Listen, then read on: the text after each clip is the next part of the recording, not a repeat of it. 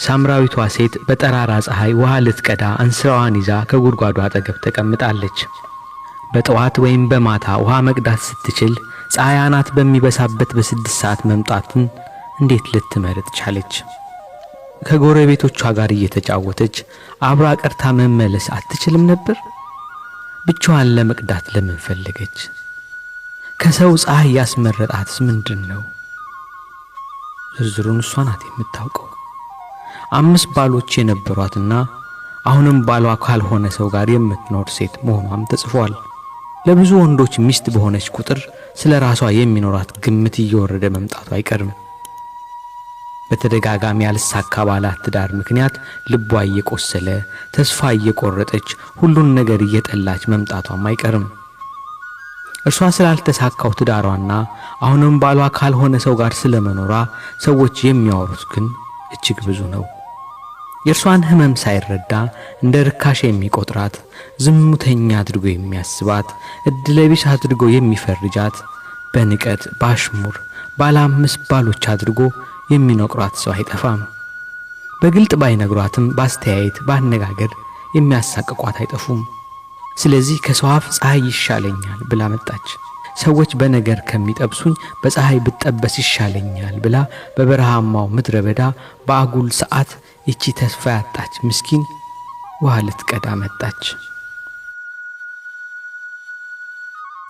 ኢየሱስ በሰማርያ ሊያልፍ ግድ ሆነበት።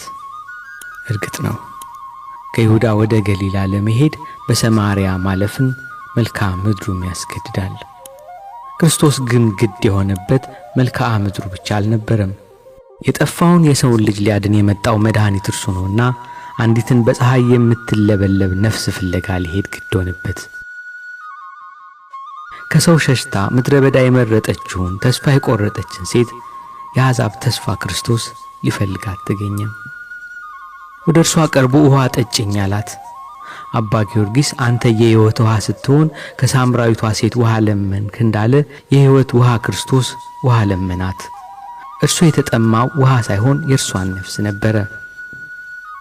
እርሷም አንተ አይሁዳዊ ስትሆን ሳምራዊት ከመሆን ከኔ ውሃ ትለምናለህን አለችው። እንዲህ ነው ነገሩ። የቆሰለች ነፍስ ስለ ዘር ታወራለች። ተስፋ የቆረጠች ነፍስ የዘር ጉዳይ ሲሆን ልሳኗ ይከፈታል። ውሃ ለማጠጣት ዘር መጠየቅን ምን አመጣው? ውሃው አይሁዳዊ ነው ወይንስ ሳምራዊ? ውሃ ጠማኝ የሚል ሁሉ ውሃ ይገባዋል እንጂ ዘሩ አይጠየቅም። እርሷ ግን ጠየቀችው። በእርግጥ እቺ ሳምራዊ ሴት ይህን ጥያቄ የጠየቀችው ክርስቶስ መሆኑን ከማወቋ በፊት ነበር። ክርስቶስ መሆኑን ካወቀች በኋላ ግን ስለ አይሁዳዊነትና ስለ ሳምራዊነት ስትናገር አልተሰማችም። አንተ አማራ ስትሆን ጉራጌ ከመሆን ከኔ ውሃ ለምን ትለምናለህ? አንቺ ኦሮሞ ስትሆኚ ትግሬ ከመሆን ከኔ እንዴት ውሃ ትለምኛለሽ? በሚል ጥያቄ ሀገሩን ያጨናነቁት ክርስቶስን ያወቁ ክርስቲያኖች መሆናቸው ግን ልብን የሚሰብር እውነታ ነው። በዚህ ጠባያችን እንደ ክርስቲያን ሳንኖር እንደ ክርስቲያን ልንሞት መሆኑ ምንኛ ያሳዝናል። ጌታችን የሴቲቱን የዘር ጥያቄ እንዳልሰማ አለፈውና ውሃ ጠጭኝ የሚልሽ ማን መሆኑን ብታውቂ የሕይወት ውሃ እንዲሰጥሽ ትለምኚው ነበር አላት። አሁንም የተጠማው የእርሷን መመለስ ነውና እርሷ ያነሳችውን ርዕስ ሳያነሳ የውሃ ጥያቄውን ቀጠለ። ውሃን የፈጠረ ጌታ የሴቲቱን በተሰበረ ልብ የሚፈስ እንባ ተጠምቶ ውሃ ለመናት። ጌታዊ መቅጃ የለህም፣ ጉድጓዱም ጥልቅ ነው አለችው። እንዴት ያለ ንግግር ነው! የነፍሷን መመለስ ለተጠማው ጌታ ይሄ ምላሽ እንዴት ከባድ ነው! እውነት ጌታ መቅጃ የለውም? እውነትስ ጉድጓዱ ጥልቅ ነው? አዎ ልክ ነው፣ መቅጃ የለውም። ጌታ ሆይ መቅጃ የለህም፣ ጉድጓዱም ትልቅ ነው። ብዙ ተስፋ የቆረጡ ነፍሳትን ወደ አንተ መመለስ የሚሹ አንተ የተጠማቸው ነፍሳት በጥልቅ ጉድጓድ ውስጥ ወድቀዋል። የገቡበት አዘቅት ጥልቅ ነው። በጥላቻ በክፋት በብዙ ተስፋ ማጣት ጉድጓድ ውስጥ የገቡ አንተ የተጠማቸው ነፍሳት ብዙ ናቸው። ነገር ግን ሳምራዊቷ እንዳለችው ከጉድጓዱ ማውጫ መቅጃ የለህም።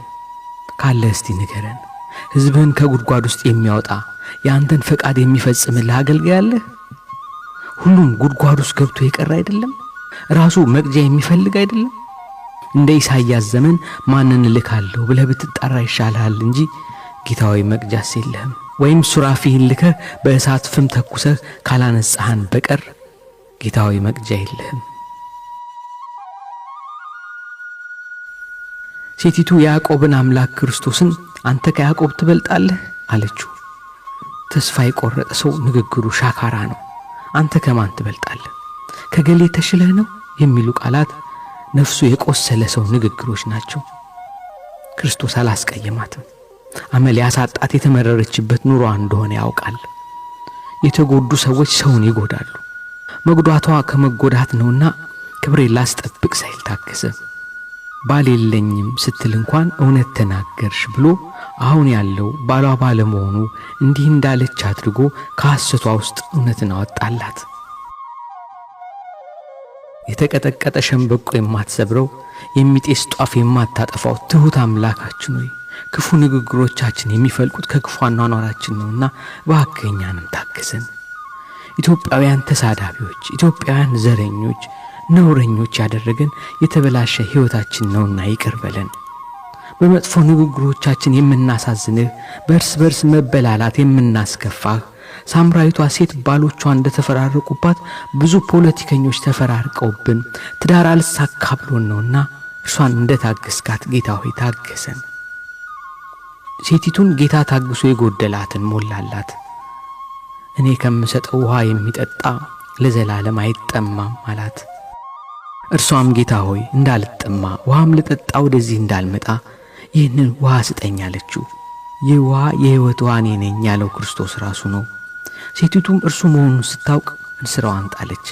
እርሱን ካገኘች በኋላ እንደማትጠማ እርግጠኛ ነበረች። ወዳጅ ሆይ እንደ ሳምራዊቷ ሴት መመላለስ የሰለቸ መንገድ የለም። ስትጠጣው አሁንም ጨምረ የሚያሰኝህ የማያቋርጥ ጥም የለህም። ልትቀዳ የምትመላለስበት ጉድጓድ የለም። ሁለተኛ አልሄድም ብለህ ዝተህ የምትሄድበት የልማድ ቦታ የለም። ሁለተኛ አልጠጣውም ብለህ የምትጠጣው ሁሌ የሚጠማ ውሃ ምንድን ነው? ሁሌ የሚጠማ መላቀቅ እየፈለክ ያልተውከው ዞረህ የምትሄድበት ታጥቦ ጭቃ አድሮ ቃሪያ ከርሞ ጥጃ የሆንክበት ልማድ የለህም። ክርስቶስ ቦታውንም ውሃውንም ያውቀዋል። ከዚህ መገላገል ከፈለክ እንደ ሳምራዊቷ ሴት እንዲህ በለው፣ ጌታ ሆይ እንዳልጠማ ውሃም ልጠጣ ወደዚህ እንዳልመጣ ይህንን ውሃ ስጠኝ።